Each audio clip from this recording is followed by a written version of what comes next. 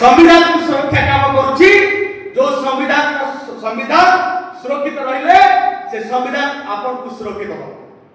मते कहंतु जदि गोटिए दिन पाई मते भारत संविधान को आपण हटै देबे देशरु तारा आपण अवस्था कोन हो कल्पना करिसथि केबे जदि भारत संविधान को हटै दिया जाए तारा आपण मानकर अवस्था कोन होबो अतीत को फेरी जानतु जो सार कहते आदिवासी समाज सभापति जे संविधान कथा कहते से कहते भीमार्गी संपर्क अधिक जानती नहीं किंतु बाबा साहेब अम्बेडकर संपर्क जानती भीमार्गी अधिक किछि नुहे बाबा साहेब विचारधारा को सचेत सैनिक भाव में आगे नौथिबा संविधान को सुरक्षा करे पई लड़ाई करथिबा संगठन होची भीमार्गी और भीमार्गी बाबा साहेब अम्बेडकर विचारधारा रे अनुप्राणित संगठन भीमार्गी अलगा किछि नुहे हमर मिशन होची भारत वर्ष रे बहुजन शासन आनिबा हमर मिशन होची भारत वर्ष रो संविधान रो प्रचलनकारी साजिबा बाबा साहेब अम्बेडकर कहथिले संविधान जते भलो होतला काहे संविधान प्रचलनकारी तो नियत ठीक नहीं तब से संविधान मूल्य नहीं हो बाबा साहेब कोट यह दिला however good a constitution it will convert into bad if those who are implement it are bad बुझी पाछोती जे संविधान जते भलो होतला काहे जदि संविधान प्रचलनकारी जो मान अछंती जो शासक पर भाई संविधान को प्रचलन करती तो सेवा नियत ठीक नहीं तब संविधान मूल्य नहीं हो वास्तव रे जदि आज आर्टिकल 14 भारत वर्ष रे इंप्लीमेंटेशन हे पारि नाही एई पई आर्टिकल 14 इंप्लीमेंटेशन हे पारि नाही कारण भारत वर्ष रे गणतांत्रिक गणराज्य रे आज पर्यंत 40 भाग ओडिसा रो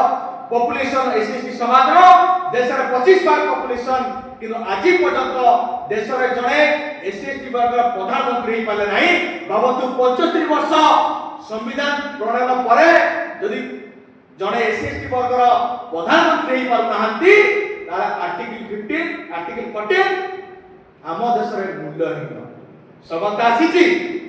जो आइन कहला इक्वली फॉर लॉ आइन संगे समत समान ताले मते कोंतु जो तथागत उच्च वर्ग लोक माने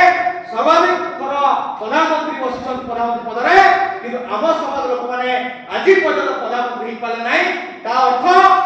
आर्टिकल 14 आज पर्यंत देश रे लागू हो पाला ना ताले भावंतु जो बाबा साहेब अम्बेडकर कहितले मो बहुत संघर्ष करिकि आपन मानकु संविधान देई आउची जदि पारिबो से संविधान को आगे नबो पछो को गुंचिया पाई दबो ना आज हमें जो जरे जय भीम कहूचे कि बाबा साहेब से जो बाणी जे संविधान को पछो गुंचा दबा नाही ताले मते कोंतु संविधान हमें केबे आगे पारि नाहंती संविधान जो भी हमें छाड़ी एतले ताको आगे हमें पारि नाहंती कि बरो संविधान पर पछु गुंचे दउछ होनी ना मते कोंतु भारत संविधान आज पर्यंत फंडामेंटल राइट्स आर्टिकल 12 टू 35 आज पर्यंत देश रे लागू हो पाला नाही ताले मते कोंतु बाबा साहेब रो जो संविधान आगु को बढ़ीची की ता जो माने हमें जय भीम कहचे जोरे हमें माने भारतीय संविधान को आगु को बढ़िया पाई कोनोसी कार्य करि ना वास्तव में अम्बेडकर को दया भीमार्गी सही काम करूची जे केमिति भाव रे भारतीय संविधान को आगु को बढ़िया निया जबो ओ प्रत्येक घरे संविधान घरे अम्बेडकर को पहुंचा जबो ओ प्रत्येक लोक को समानता अधिकार मिलिबो एकता अधिकार मिलिबो न्याय मिलिबो भाईचारा भित्तिक समाज गठन होई पारिबो मु इतिहास को फेरिया पर चाहे नाही आपण माने समस्त जानती कंदौल माटी रे भारतीय संविधान को हत्या करी को बड़ी भाव रे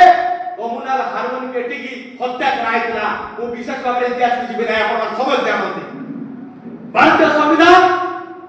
कहूची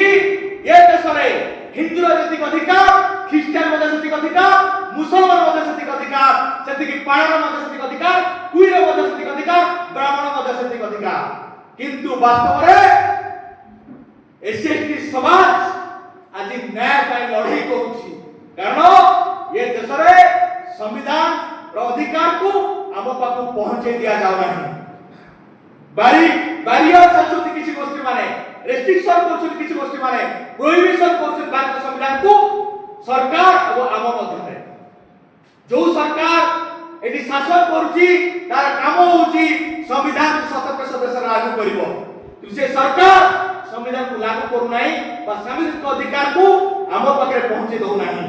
ओ ता मझिरे किछि गोष्ठी माने रेस्ट्रिक्शन करूछंती किना हमर प्राथमिकता होची भारतीय संविधान को देश रे 100% लागू करिया पई लढिबार अछि बाबा साहेब अम्बेडकर कोन कहले अधिकार मागिले मिलिबो नाही अधिकार को छड़िया पई पड़िबो एबो से छड़िया पई जो अस्त्र हमको देई गले जे शिक्षित हवार अछि अम्बेडकर कोन कहले be educated and do educate निजे शिक्षित हवा अन्य को शिक्षित करेबा हमें करूछे शिखाबो जे निजे शिक्षित में हे गले अन्य को शिक्षित करूछे जदि आमे शिक्षित हे गले अन्य को शिक्षित न करेबा तले भावन्तु भारतीय संविधान मूल्यबोध को आमे बुझी परिबा हम समाज बुझी परिबो जो समाज राम समाज तळ स्तर लोक बुझी परिबो कि हम समाज लोक माने ये देश रे सर्वाधिक दारिद्र्य सीमा तले बसवास करन हम समाज लोक माने सर्वाधिक संख्या रे स्कूल कॉलेज ड्रॉप आउट होंती हम समाज लोक माने सबुठ अधिक इलिटरेसी रा शिकार हेचंती तार भावन्तु जो आर्टिकल 21 ए कहला राइट टू एजुकेशन शिक्षा अधिकार से शिक्षा अधिकार आम पाखे पहुंची पारि नाही भारतीय संविधान प्रणयन केबे 1950 मसिया रे 2026 मसिया 76 वर्ष पर भी आज भारतीय संविधान रो article 21 A right to education आम पाखे पहुंची पारला नाही 100% लिटरेसी आम समाज आसी पाला नाही ताले भावन्तु हमकु केते मेहनत करबार अछि हमकु केते कष्ट करबार अछि से कष्ट से संघर्ष